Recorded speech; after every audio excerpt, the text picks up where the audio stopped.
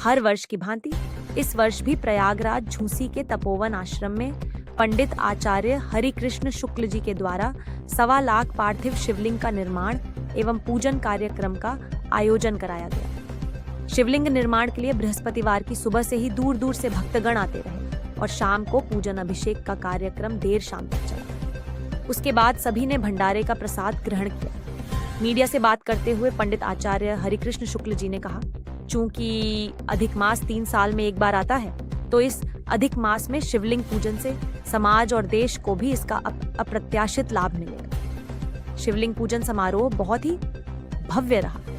आसपास के कई जिलों से कई श्रद्धालुओं ने आकर पार्थिव शिवलिंग के निर्माण पूजन में भाग लिया तथा सनातन धर्म को और देश को मजबूत करने का प्रण लिया।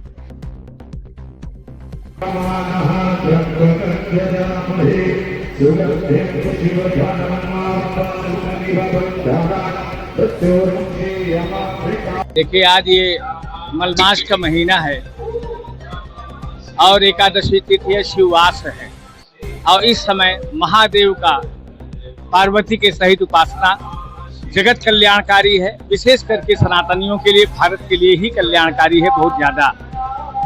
हम लोग इस मुख्य अवसर पर प्रयागराज जो यज्ञ भूमि है, यही संगम तट से महादेव और पार्वती का 1.25 लाख का शिव लिंग उनके प्रतीक स्वरूप बनाए हुए हैं और वेद की रुद्राष्टाध्यायी के द्वारा उनका अभिषेक हो रहा है। 100% ये ऊर्जा जगत को नियंत्रित करती है, उत्पन्न करती है और पालन करती है, विनाश करती है।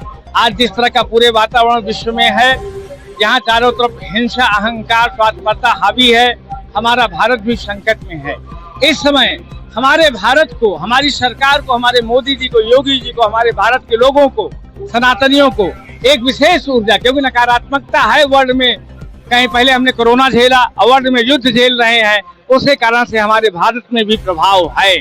महादेव की ये ऊर्जा, पार्वती की ये ऊर्जा, जहाँ एक तरफ हमें पूरे भारत विरोधियों से बचाएगी, दुष्ट राष्ट्रों से बचाएगी, राक्षसों से बचाएगी, उस दूसरी तरफ हमारे सनातनियों, भारतवंशियों का कहीं न कहीं उनके बुद्धि को सही करके, उनके जीवन में दारिद्र, दुख, भय, चिंता, शोक, मनस्ताप हटा करके सुख, शांति, समृद्धि लाएगी। ये यज्ञ की सकारात्मकता हमारे डीएनए को बदल देगी, हमारे जीवन को परिवर्तित करेगी।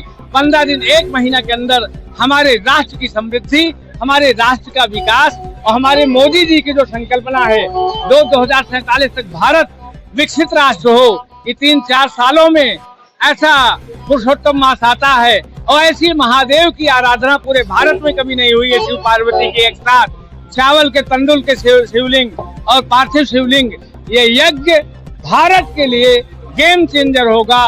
भारत की दिशा और दशा बदलेगी, निराशा, उदासी, वैराग्य हटेगा और सुख, समृद्धि, शांति आएगी। प्रयागराज की पावन धरा से प्रयागराज के ये लोग मिल करके पूरे भारतवर्षियों के कल्याण की कामना करते हैं। हमारा सनातन धर्म इसलिए रिच है कि हम सर्वे भवन्तु सुखिनः, सर्वे भद्राणि पश्यन्तु और वसुधैव कुटुम्बकम लेते हैं। जहाँ एक तरफ कुंवरी की मानसिकता चल रही है, वहीं हमारे भारत के लोगों को यज्ञ प्रभाव से राम की मर्यादा उनके अंदर रिवील होगी और उससे पूरे विश्व में सुख, शांति और भारत में भी समृद्धि आएगी। जय हिंद, जय प्रयागराज। अधिक मास चल ही रहा है इस समय और भूत भावन भगवान भोलेनाथ का ये सबसे पावन दिन है और 3 वर्षों में एक बार यह आता है आप सभी के मध्य में। और आज यहाँ पर 1.25 लाख तंदूल से शिवलिंग का निर्माण हो रहा है, पार्थिव शिवलिंग का निर्माण हो रहा है और आचार्य हरिकृष्ण शुक्ला जी, गुरु जी के माध्यम से यह सुंदर सा आयोजन प्रतिवर्ष होता है और इस बार अधिमास में हो रहा है। और मैं मिश्र बंधु जुड़वा भाई प्रयाग की पावन धरती से आज यहाँ पर उपस्थित हूँ। हमारे साथ में पंडित सौरभ के शास्त्री जी, ब्रह्मचारी जी महाराज हैं। पूरे भारतवर्ष के कल्याणार्थ हेतु यह जो है आयोजन आप सभी के बीच में रखा गया है और यहाँ पर आप देख सकते हैं भारी संख्या में यहाँ पर श्रद्धालु, यहाँ पर भक्तगण अपने हाथों से जो है शिवलिंग का निर्माण किए हैं और अपने से इसका जो है अभिषेक कर रहे हैं और यह मंगल कामना और शुभकामना पूरे भारतवर्ष के लिए किया जा रहा है। जो यह आयोजन है अपने में ही दिव्य है।